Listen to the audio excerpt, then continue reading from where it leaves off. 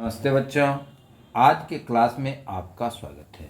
बच्चों, आज हम लोग क्लास 8 के लिए अतीत से वर्तमान अर्थात इतिहास विषय से अध्याय 9 महिलाओं की स्थिति में सुधार पाठ के अभ्यास प्रश्नों का अवलोकन करेंगे। इस पाठ में हम लोग सर्वप्रथम वस्तुनिष्ठ प्रश्न का उत्तर देखेंगे, उसके बाद दीर्घोत्तरीय प्रश्नों का उत्तर देखेंगे। तो आज हम लोग शुरू करते हैं इस पाठ को। पहला क्वेश्चन हमारा है, स्त्रियों की असमानता की स्थिति पर पहली बार किसके द्वारा प्रश्न चिन्ह लगाया गया? क में है अंग्रेजों के द्वारा, ख में है भारतीय शिक्षितों के द्वारा, ग में है महिलाओं के द्वारा, घ में निम्न वर्ग के प्रणेताओं के द्वारा। तो स्त्रियों की असमानता की स्थिति पर पहली बार अंग्रेजों के द्वारा प्रश्न चिन्ह लगाया गया, तो इसका आंसर हो जाएगा क, अंग्रेजों के द्वारा। दूसरा क्वेश्चन हमारा है, शिक्षा किस वर्ग की महिलाओं तक सीमित रहा? क में है निम्न वर्ग, ख में है मध्यम वर्ग, ग में है उच्च वर्ग और घ में है इनमें से कोई नहीं। तो उस समय शिक्षा उच्च वर्गों तक ही सीमित था, तो इसका आंसर हो जाएगा ग। अगला क्वेश्चन है, कानून के द्वारा सती प्रथा का अंत कब हुआ? क में है 1826, ख में है 1827, ग में है 1828 और घ में है 1829। तो कानून के द्वारा सती प्रथा का अंत 1829 ईस्वी में किया गया था। सती प्रथा का अंत राजा राम मोहन राय के सहयोग से लॉर्ड विलियम बेंटिक के द्वारा उस समय कानून बनाया गया 1829 ईस्वी में और सती प्रथा पर प्रतिबंध लगाया गया था। अब अगला क्वेश्चन है, विधवा पुनर्विवाह के प्रति किसने अपना जीवन समर्पित कर दिया? क में है ईश्वर चंद्र विद्यासागर, ख में है दयानंद सरस्वती, ग में है राजा राम मोहन राय और घ में है सैयद अहमद खां। तो ईश्वर चंद्र विद्यासागर ने विधवा पुनर्विवाह के प्रति अपना जीवन समर्पित कर दिया था। उनके प्रयास से 1856 ईस्वी में कानून बनाया गया, जिसके द्वारा विधवा पुनर्विवाह की अनुमति दी गई थी। अब अगला क्वेश्चन है, बाल विवाह निषेध अधिनियम किस वर्ष पारित हुआ? तो बाल विवाह निषेध अधिनियम 1929 में पारित हुआ था। इसमें उस समय शादी की उम्र लड़कों के लिए 18 वर्ष और लड़कियों के लिए 16 वर्ष निश्चित की गई थी, जो बाद में चल के लड़कों के लिए 21 वर्ष और लड़कियों के लिए 18 वर्ष हो गई। अब अगला क्वेश्चन हम लोग देखते हैं। अगला क्वेश्चन है, महिलाओं में असमानता की स्थिति मुख्यतः किन कारणों से थी?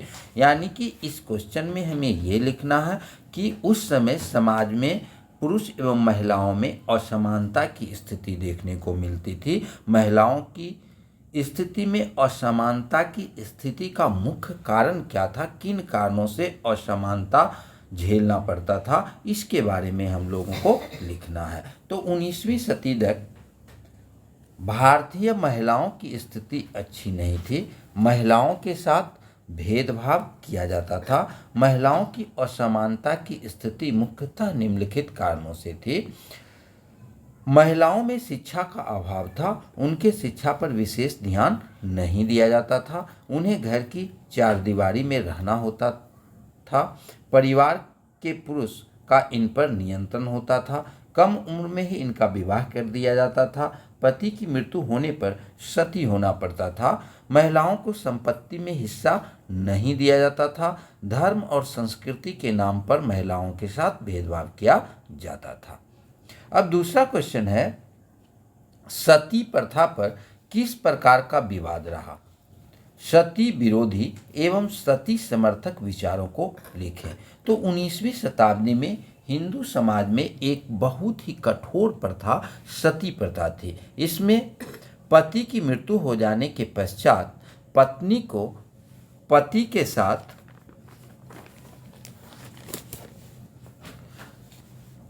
चिता के साथ जला दिया जाता था। कुछ लोगों का मानना था कि इस परंपरा को धार्मिक मान्यता प्राप्त है, जबकि कुछ लोग इस प्रथा का विरोध में खड़ा थे। सती प्रथा का विरोध करने वालों का मानना था कि महिलाओं को स्वाभाविक क्षमता के प्रदर्शन का मौका ही नहीं दिया गया, महिलाओं को पढ़ने का मौका ही नहीं दिया गया, महिलाओं को पढ़ने का अवसर ही नहीं दिया गया, तो उन्हें कमतर कैसे समझा जा सकता। अगर उन्हें समानता का अवसर दिया जाए तो वो भी कोई भी काम करने में महारत हासिल कर सकती है। जबकि सती समर्थक लोगों का मानना था कि महिलाएं स्वयं ही पति के चिता के साथ मर जाना चाहती है। इस कुप्रथा की समाप्ति महान समाज सुधारक राजा राम मोहन राय के सहयोग से 1829 में कानून बनाकर की गई। अब हम लोग अगले क्वेश्चन को देखते हैं। अगला क्वेश्चन है, राजा राम मोहन राय के द्वारा महिलाओं से संबंधित किस समस्या के खिलाफ आवाज उठाया गया।